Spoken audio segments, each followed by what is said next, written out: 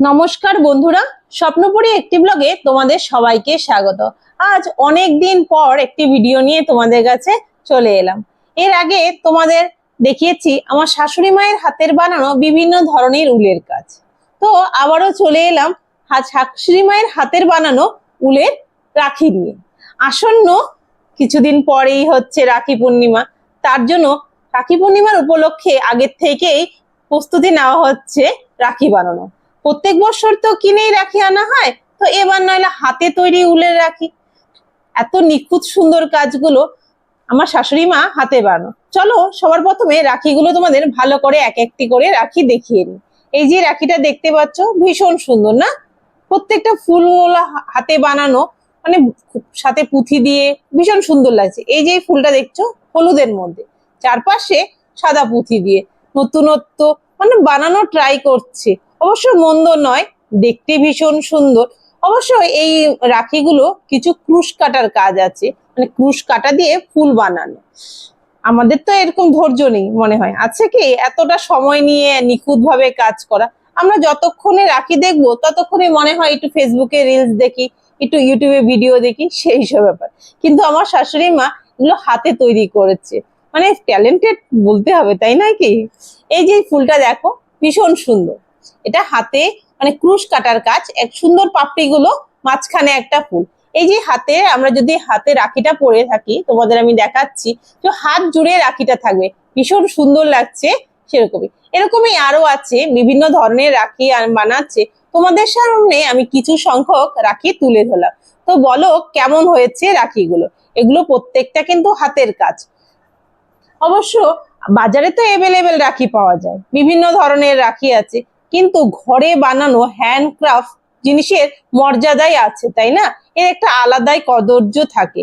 এই যে ফুলটা দেখতেই পাচ্ছ, অনেকটা সময়ের ও ধৈর্যের ব্যাপার থাকে অবশ্য এগুলো বানানোর জন্য। এই যে এটাও হচ্ছে খুবই সুন্দর হাতে তৈরি।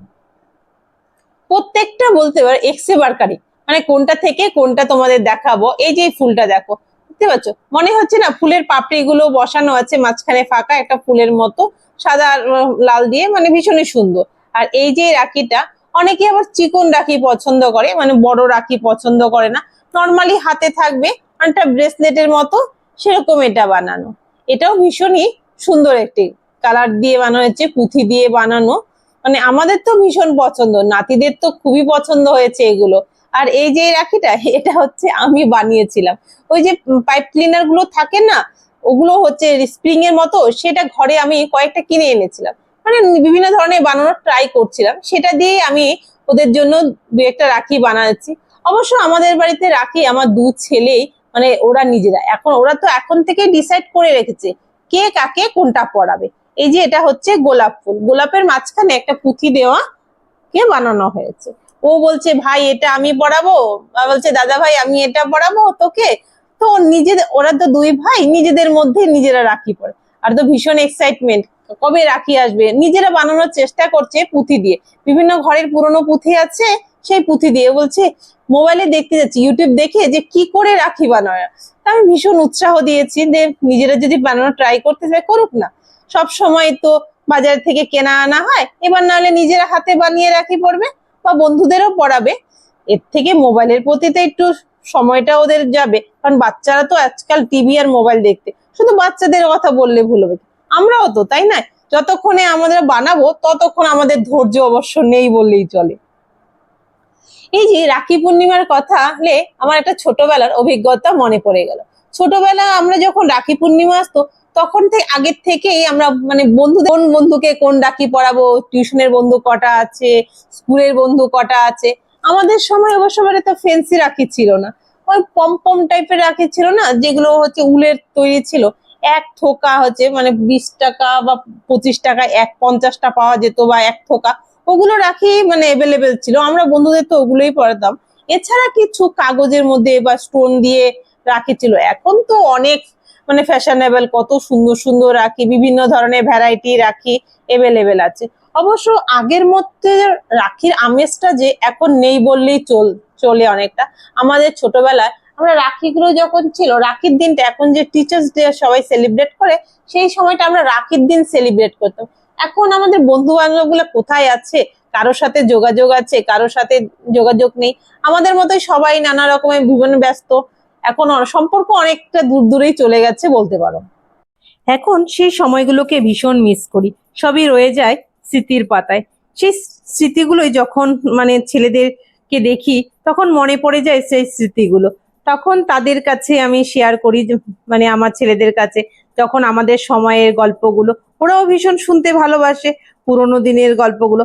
অবশ্য আমিও ভীষণ গল্প শুনতে ভালোবাসি। আমার মা যেমন দিদাদের সাথে অনেক পুরনো কথা, ছোটবেলা আমি কিরকম করেছি, কিভাবে চলেছি, সেই সব কথাগুলো যখন বলে ভীষণ শুনতে ভালো লাগে, সত্যি কথা বলতে।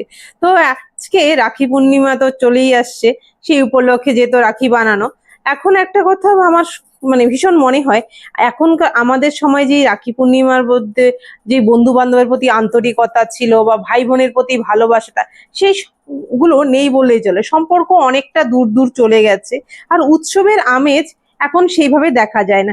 রাখি পূর্ণিমার আগের দিন বা দুদিন আগের থেকে রাখি থাকে, রাখি পূর্ণিমার পরের দিন বলে রাখি শেষ। আমাদের সময়টা কিন্তু সেরকম ছিল না। আমরা দুদিন আগের থেকে রাখির প্রস্তুতি চলতো, বা রাখি যেদিন থাকতো তার পরের দিন পর্যন্ত, মানে কোনো বন্ধু যে দুদিন পরে যদি শনিবার রবিবার স্কুল থাকতো, যে স্কুল বন্ধ থাকতো, বা বন্ধুদের রাখি পরানো হয়নি, তারপরে এসেও আমরা সেই রাখিগুলো পরাতাম। পরে হাত ভর্তি রাখি নিয়ে স্কুল থেকে বাড়ি ফেরা, মানে মজাটাই ছিল আনন্দ। মানে সত্যি কথা বলে খুবই মিস করি সেই সব দিনগুলোকে। আজকে ভিডিওটা এখানেই শেষ করছি, কারণ অনেক কথা বলে ফেললাম, অনেক ভারী ভারী ওয়ার্ড, সবাই শুনতে হয়তো পছন্দ করে না। যাই হোক, তো আজকে বলো শাশুড়ি মায়ের হাতের বানানো উলের কাজগুলো কেমন হয়েছে। ভিডিওটি ভালো লাগলে অবশ্যই লাইক, শেয়ার এন্ড সাবস্ক্রাইব করবে।